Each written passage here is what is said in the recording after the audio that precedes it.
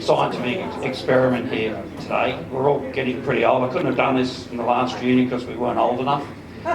And it's called embellishment. For God's sake, don't ask me how to spell it, but you know, it's something that I think we all do at some stage over the memories. And Merv Blackwood, if you come up here, Merv. Mr. Catchpole, if you come down here too. I want you guys to stand directly behind me. And while I'm talking, they must nod, right? If I embellish or change the story, Merv's got to tap me on the shoulder and I stop talking and give him the microphone. And he tells his side of the story to make sure that I'm not embellishing. I did an overland out to Kathmandu, and I did it with did a part of Case Van Ypres. And anyway, Case went out with me and we went down to Aqaba, and unfortunately when we were there, I won't tell you that whole story, but I had one of my passengers was raped by a local Palestinian guy called Tito. I didn't find out about it till I'd left. By the time we got to where the Tigris and the Euphrates come together, this girl came up and told me about it, and I was really pissed off that this had happened, because this guy had actually used my name and said, oh, I know Greg, and that's how he tricked her into going with him and that sort of thing. So I was really pissed off. So anyway, I go to Kathmandu. We broke down. There's a few other things that happened. I leave Kathmandu with Carl Capstick, or I left with Carl, and he drove me to Kabul. Rocky was with me in Kabul, and we put all our passengers on a plane, flew into Istanbul, and I picked Merv up. And I said to Merv, Merv, hi, I haven't met you before, how's it going? Keep nodding. You are nodding. Keep staying close, you're not. No, you've got to keep nodding. You've been a politician for... Jeez, nod. Yeah. Right, so then we went, I said, Merv, look, how's it going? I told him my story. I said, look, when we get to Aqaba, I won't go out of my way, but if I see this guy, I'm not going to be happy, So anyway, we do the trip. We go down to Aqaba. We get there and we go out to the disco we went to the night this girl had this incident, and there was a few of the guys there, but this particular guy wasn't there. We're having a few drinks, and while we're there, we're saying, I was sort of looking for him. We went back to the Red Sea Hotel, we got there, and the next morning I'm sitting on the bus doing accounts like all couriers did, diligently making sure the numbers balanced.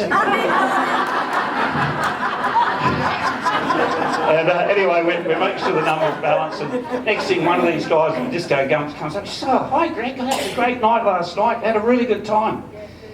I said, yeah, it was. I said, by the way, I didn't see Tito, is he around? Oh, yeah, he's around, he's getting married.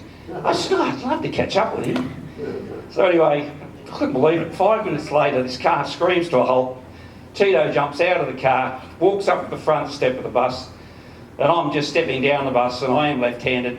And as I step on the bottom step, I'm going, Mac. Hitting once, knocked out a few teeth.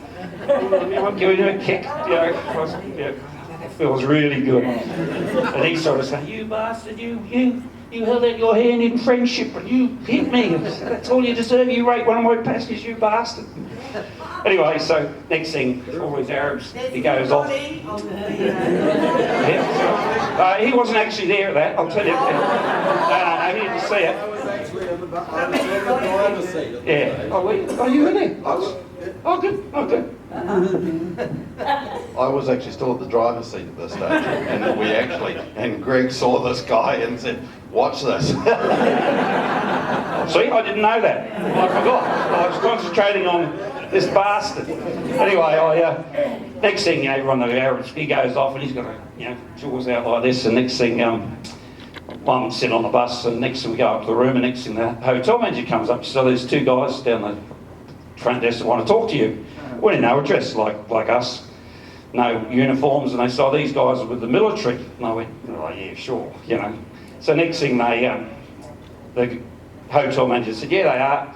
So I said to Merv, you better come with me. They want me to go up to the army post, So they walked me up to the army post, and we get there, and Merv's with me, and we're standing there in the commandant's office, and he says, and Tito was there, and he said, did you do that? And he didn't speak much English. I said, yeah, I did. I said, until I cut my knuckles. When he goes on, and the next thing he goes and says, you can't do this, this man is a Palestinian. I said, Yeah, well, he raped one of my passages. He said, where is she? Where is she? I said, well, she's not here. She's back in Melbourne. He said, oh, well, you can't prove it. I said, well, yeah, I can't, not right now, you know.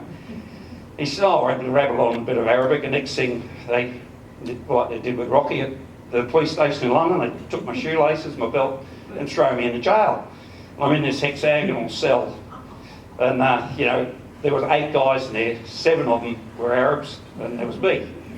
And you know, I was shitting myself, just to put it bluntly, you know. And this was, in my day, it was in 1979-80, and you'll remember Midnight Express. That came out in 1976, so, you know, I'm really shitting myself, you know. But anyway, I was talking to these guys in a little bit of German, a little bit of Arabic, because I'd picked up a bit over the years, and it turned out that if I spend another, you know, week in the jail, I go to the Central Prison in Amman, and that's where I stay, you know, and I'm in jail so long as this guy's got a doc certificate. And if he gets a doc certificate for 3 months off work, I'm in jail for 3 months. Then they take me to court and give me whatever I've got to get for what I did. And I'm going, oh no, you know, I'm in trouble here, you know. Anyway, next morning, 6 o'clock, this big fat guy comes up, oh, here comes Midnight Express. And, you know, he kicks us up out of bed. Before that too, the middle of the night moves come. We had to deliver him some meals. Yeah. I said, I've got to bribe these guys. So I said to the, you know, mover, I said, go and get me some, it wasn't Kentucky Fried in those, so give me some fried chicken, you know. So he gives me a big box of chicken, and I go and give it to my mates in the cell, you know, and they're giving me chai, and we drink it away, and you know, it's sort of, I've got to describe this to you, it's just a marble floor, it's tiled floor, hexagonal, as I said. They had a toilet, a squat toilet, the shower was above it, and the only way you flush the toilet was turn the shower on. You know, and I really was nervous. And then I moved brought the chicken, so that saved my life, at least for one night. And basically we got some chicken. Anyway, this big fat guy comes over and kicks us up.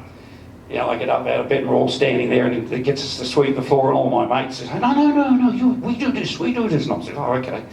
You know, and then this big fat guy walks along the line inspecting us to make sure we're all clean, and I'm standing there. He said, oh, he said, and I'm like, yeah, that's me.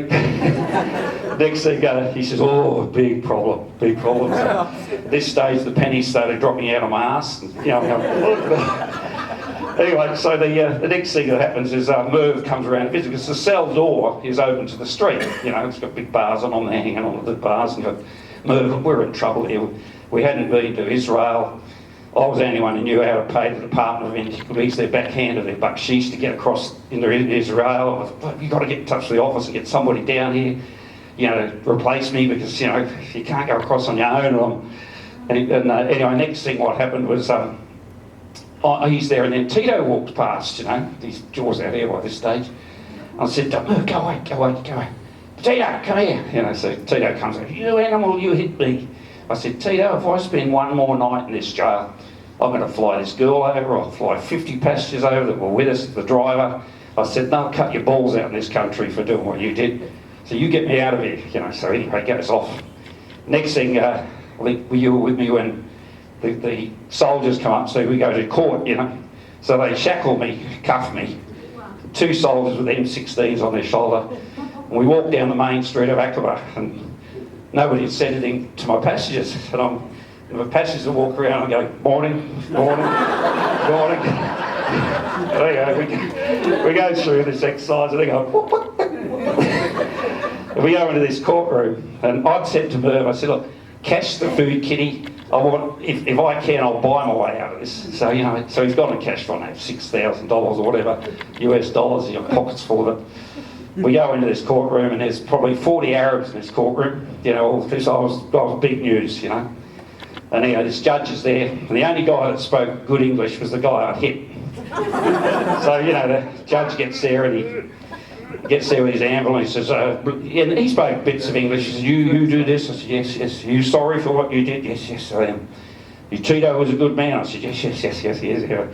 I'm really sorry, you know. So next thing, they rabble on in a bit of Arabic. I jump in a Jeep with Tito and 2 soldiers, and we go to the doctors. The doctor, Tito was a good man? I said, yes. Next thing, he changed the doctor's certificate he had 3 months off work.